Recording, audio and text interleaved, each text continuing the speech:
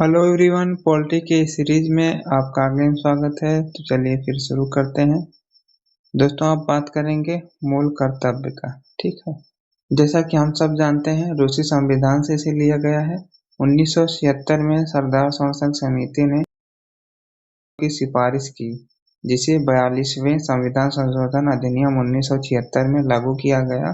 संविधान में एक नया भाग 4 जोड़ा गया और अनुच्छेद 51 का जोड़ा गया।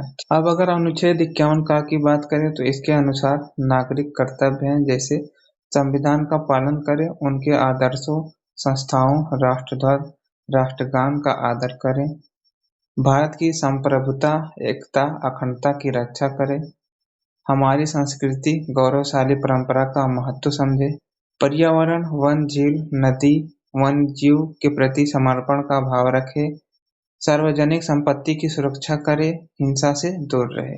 इसके अलावा 6 से 14 वर्ष के बच्चों को शिक्षा का अवसर प्राप्त करने का अवसर भी प्रदान करें। ठीक है।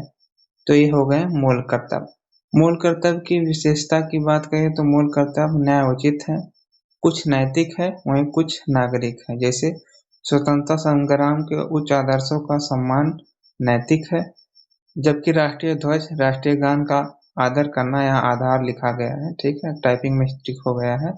आदर करना नागरिक कर्तव्य है। ठीक है। इसकी आलोचना की बात करें तो संविधान के भाग 4 में रखा गया है। ठीक है।